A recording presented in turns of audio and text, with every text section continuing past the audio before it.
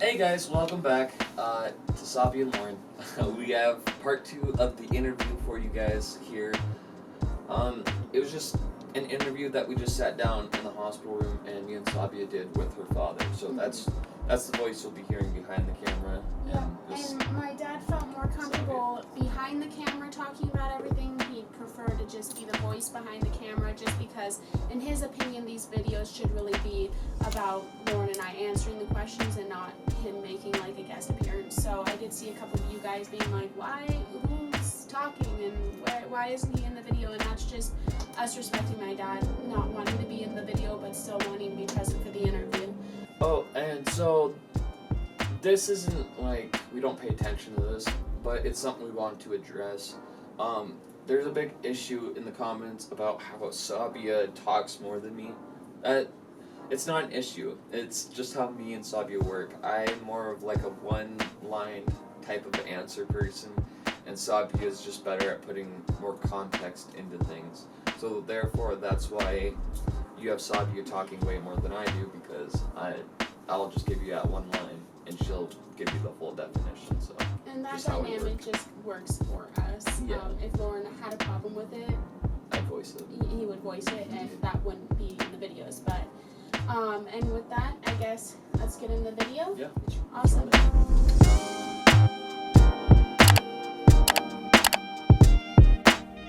This is not necessarily age-bound, but you guys are still young. Mm-hmm. And I can imagine that if 250,000 people tell you every day how wonderful you are and courageous and strong and beautiful, and does it go to your head at a certain point? No. I mean, if anything, it makes me more anxious. Yeah, I kind of Because- expected that answer from you. Yeah, for me, it makes me more anxious because, like, obviously there's a lot that we don't put online, and there's a lot just normal day to day of, like, just living. Like, I don't know how to word it. Like, we really are just average. Like, if you take away Right. Lauren's accident, like, we really are as average as you can get. Yeah, nobody And- would follow you. Yeah, and so there's this, yeah, pretty much. Like, I hate to break it to ourselves, but we are really just average, you know, and a lot of that averageness is like left out, obviously, because it's just day-to-day stuff. Yeah. And so what people are seeing, it's like, it's still just us. Like, we're not masking or anything, like, we're just chilling, but it's the more exciting chilling, you know? Right, all And- the mundane stuff And they so don't see. for me, it doesn't really go to my head at all, because like they see about an hour of our lives a week, and there's so much more that is just literally us just for 6 hours, you know? And so like I appreciate people thinking so highly of us, because I do believe them when a lot of them say like I wouldn't be able to do it. Like, I do believe that there's a lot of people out there who wouldn't be able to do it, and there's a lot of people out there who would step up to the chance, you know? Or not the chance, because it's not really like an opportunity, but you know Right. what I mean. I understand. And so, I guess for me, like, I just get anxious about it, because, like, not that I'm worried that if all of our averageness like became the normal, that like we'd lose followers, but just that people would maybe forget everything that we have been through, and the fact that we are still just so like just chilling. I don't know how to explain it. I'm gonna cut a lot of that out.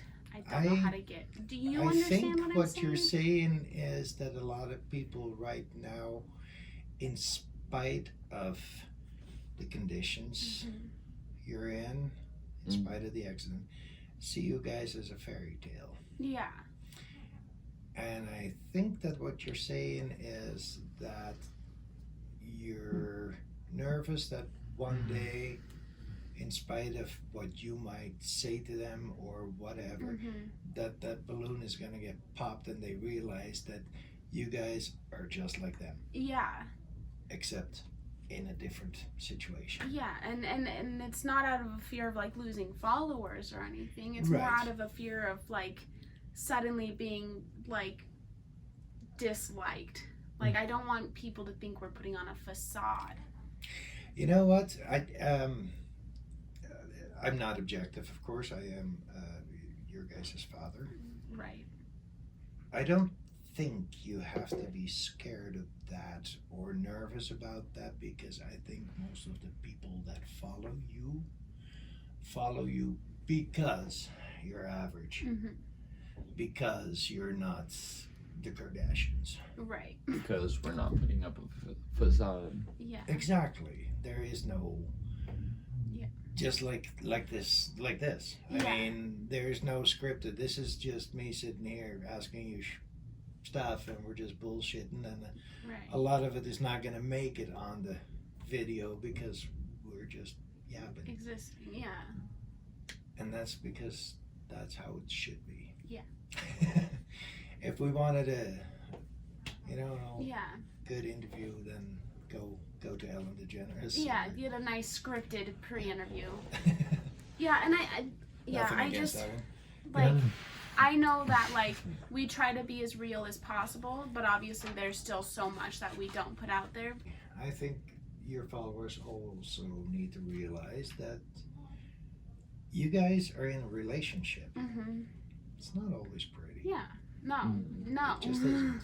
I mean, if one of you is overworked or super tired and grouchy, then the other one might just get it. Yeah. You know what I mean? Exactly. That's like any it's relationship. a relationship. Yeah, I did that. Everyone being like, you're so great. Does it get to your head? No, not really. Like, just the other day when the maid came in, she like totally did not know about my The maid? The housekeeper. Yeah, I know, but The housekeeper for the immediately hospital sounds- rooms. But when she came in, I totally even forgot about my situation. Like, she was just totally blown away, and I had completely even forgotten that I had lost my waist and my legs. So I'd say that living this new life has not gone to my head at all. Yeah, I mean, I'd say I'd say I'm still. you're the same Lauren you were before. But yeah, I'd say the way you react to people and situations is pretty much the same as it was before. Oh yeah. Like, from what I've noticed, like, I haven't seen it really get to your head. You know, I think the only thing that sometimes we both lose track of is, like, obviously our financial situation is better now because of YouTube and because we do have that GoFundMe money that we're sitting on for when we need things for you, for like your wheelchairs and stuff like that. But because of, YouTube and stuff like that, like, we are sitting more financially stable than we were before the accident, because obviously we were 18 and 20 when the accident happened. We were working as much as we could, Full time. trying to make our bills on time, getting those bills paid. And I think the only big change that sometimes we lose track of is that we are sitting so much like more comfortable financially. Like, we're not like in a position where we're like, oh yeah, I don't have to You guys are care. your own bosses. Yeah, exactly. We're more in charge of our financial situation. Like, we're more in charge of our finances in general, because we're putting the content out, and like, obviously we have Andrew helping us with the videoing and editing and all of that, but like, we're more in charge of money that comes in. We're just our own bosses, period. Yeah. I mean, we don't have to answer And- to and- anyone really, except for our bills. And You don't have to because- clock in the morning. Yeah, Yeah. and because of that, like, we kind of, like, I think the biggest thing in terms of, like, stuff going to our head isn't necessarily, like, an ego thing, but it's that we forget sometimes where we used to be. Like, we aren't in a position by any means where we're like, yeah, let's go buy a yacht and go on a cruise for a month, but we are definitely more financially comfortable than we were. So. I think I understand what you said.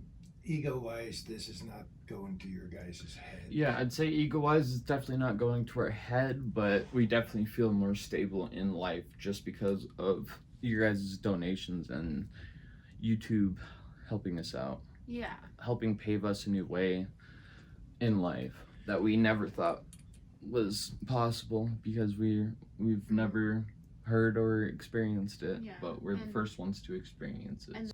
And that's another thing is, you know, like, we're only where we are, like, financially because of the people who, you know, subscribe and watch our videos and share them, because all of those little things do affect the paycheck we get from YouTube. Like, it's not just the donations, it's the interactions with our videos. And that's, I guess, watch time of ads, Yeah. and sharing it on your Facebook or on your YouTube yourself if you have a following. It's just, if you don't have money, you're still donating to us if you decide to share, like, and watch yeah. through the ads and watch through our complete video. Just, sorry babe, No, you're good. you to gotta go. finish. But just by doing all of that, like, because the only, as I was talking about, like, our financial situation, that is 98% attributed because of YouTube and because of you guys interacting with our channel. And not just those who have donated, but anyone who watches us are contributing to that income that we do get from YouTube, which has become our, like, our job, our income source. Yep. And it's just from all those interactions. So yeah, we can't, like, we say it in every video, but we literally cannot thank you guys enough for helping us get to, like, where we are today, and the amount of people that watch us today, and the overflood of good comments and sharing and all of that. Like, it's just, it's hard to grasp. 250,000's a crazy Crazy it's number. really hard to grasp. And I think a lot of times when we say thank you, it comes off kind of like, oh yeah, thank you guys, but it's just because, like, it's a big deal, especially for us, like, where we've come from and, like, where, you know, like, it's just a big deal. And so, like, yeah, we literally can't say thank you enough. So, Lauren, obviously you're in a unique position, but something that comes with that is that every time when you make plans or when you are promised things that are gonna happen or whatnot, it can change like that. I mean, first, the bionic arm was gonna be this summer. Now it got postponed. Operations that looked to be happening soon all of a sudden got Push 6 months. pushed 6 months or are not going to happen at all in some cases. There's constant adaptation on your side. I mean, every single freaking day. And it doesn't even have to be big things, it's just little things, like you go to the hospital for pain and one time you're out in 2 days, and look at you now. You've been here for what, 10 days? Yeah. 2 weeks? Yeah. Probably not how you thought 2 weeks ago you would spend all this time. I'm sure you were planning on streaming on IA's Nation, doing this, doing that. How do you freaking deal with that? It's just how my life's gonna be now. I mean, if I can't adapt to, you know, whatever's gonna happen next, then I'm not gonna survive. I mean, I'm gonna have to adapt to every situation I'm in, whether it's a simple situation of fucking, how am I gonna empty my nephrostomies at my friend's house, or if it's a difficult situation of, oh, am I gonna have to go through this surgery just to better my life? AKA the urostomy surgery. But it's just how it is. I mean, if I don't, I mean, we're constantly evolving every single day. So if you're not willing to adapt, to evolution, then you're not gonna live. I mean, you have to adapt to what your situation is every single day. And that's not to say that like there aren't hard moments. Like it still There's hits, but still hard moments, but you have to adapt. That's what evolution's all about, is changing, evolving, and adapting. So, and I feel like from watching you go through all of these like things, you've had to like even something as small as like, you know, we were gonna go to your dad's shop and you were thinking about getting a new tattoo, and then we ended up in the hospital. Like watching you like adapt to those things. Like you still have your moments where like obviously you're like, this sucks, I'm upset, but you're really good at just accepting. Yeah, I'll admit, like, in the moment, I'm like, fuck. But the next moment after that, I've adapted to my situation. Yeah, you take what's handed to you and you're like, I literally can't change this. I don't want to wallow in it. And so then you just, like, accept it and you move on. And that's something I've seen you do even before the accident, because that's something I struggle with doing. I have a hard time just accepting and moving on. And, like, you do it, like, just effortlessly. And so I think just that, like, personality trait of yours has made, like, obviously none of this is easy, but it's made it easier for you to accept it, because that's just kind of how you've always been. You just kind of, like, rolled with the punches. It's because Gemini's rule. Yeah. You surrounded with two June Geminis. June Geminis. Gemini. Since we're talking about sperm here, so this is a question for you, Lauren. Yeah. If you don't want to answer it or don't want to talk about it, I'm cool with it. How can we have kids? No, Can we have kids? not at all. Or whatever? Not even close. Okay. I'm scared. Do you already know this question? No. Everybody, I don't care who you are, your attitude, your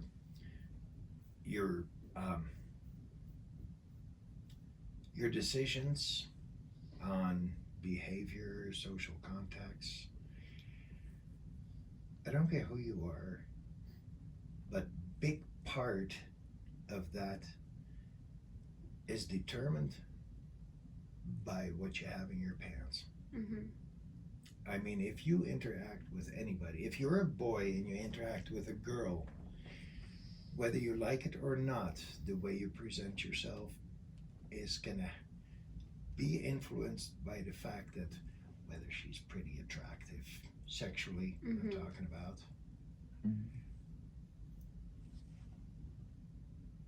Now that for you, that's taken out of the equation. I mean, you, Nick. Well, You roughly, don't have a yes. second brain that you're thinking with. Yeah. When I think about that, I find that so incredibly freeing. Am I right? Yeah. That you in your position are there is absolutely no reason for you not to be yourself. Yeah. In any situation. And I think that's something that people don't think about. Yeah. And that they really should hear about, because I agree. they should always strive to be like that. Yeah, I agree. I mean, yeah, I'm not trying to impress anyone, and I'm not. Yeah, I didn't even think about it, but it's pretty freeing now that I'm a eunuch. I don't have sexual thoughts of this girl over here impressing that girl over there like I did before. I'm just me, and I'm just in my zone, and I'm just with my wife. Girl or guy, you're just existing with them and talking to them and hanging out. Like, exactly. I've noticed that a lot, you know, with him too. Like with my girlfriends, where like in the past I'd be like, "Are you flirting?" And now I'm like, "Yeah, they're just pals." Like, because like obviously like me, who has been like sexual with Lauren for years, Like, I know when he is flirting, you know, and even like, oh, how do I explain it? Like, I've just noticed it. Like, when he's just chilling with friends, like, it doesn't matter who, like, there's no sexual intent behind anything. Like, whereas, like, before, because obviously Lauren is very attracted to women and was once a teenage boy with raging hormones that controlled his every decision. And, like, you can just notice that difference in the way he just hangs out. Is like, because you know how, like, you pick up on other people's pheromones a lot and, like, their sexual tension, like, you just don't, like, get that from Lauren. Like, I still get it from him, like, when we're together, like, although he doesn't have, like... No, but you got the reference material. Yeah, exactly. And then, like, with everyone else, like, it's just him being him, like, effortlessly. Like, if that makes sense. Yeah. So, does that help you in a way? In a sense. In a way, yeah. Helps me stay out of trouble. Yeah. I just, you know, to me, it's just, it seems like an enrichment of life in a way. Not that I'm knocking sex or anything to do with it. It's wonderful, it's beautiful. But it has way too much influence on our behaviors. Yeah, no, 100%. I agree. I agree it has lots of influence on our behavior, and I don't have that influence hold over me anymore. When you really think about it, like, yeah, so much is solely based off of just sexual intent, like, whether you want to admit it or not. I've never really thought about that with his situation. So that's it for the video, guys. I hope you guys loved the video. I hope you guys like the questions my dad asked. He definitely asked, a lot of them were kind of questions we've been asked, but he asked them in a way to where even we really thought about them differently, in terms of, like, our answers and stuff. So yeah, I really make sure to like and subscribe if you haven't already, and turn the bell notification on and share it with your family and friends. Thank you guys so much for coming back for the part 2. We love and appreciate you all. And make sure to check out the shop at RikeUpRose.com. If you click merchandise and then Sabi and Lauren, you'll find our merch. We do have 3 new designs hitting soon. We're just waiting back on some paperwork for them. And we've added tote bags, aprons, keychains, fridge magnets. So there's a whole bunch more going on there for you guys. So be sure to check it out if you haven't already. Right. Tell your family and friends. Have a good one. Thank you. Bye.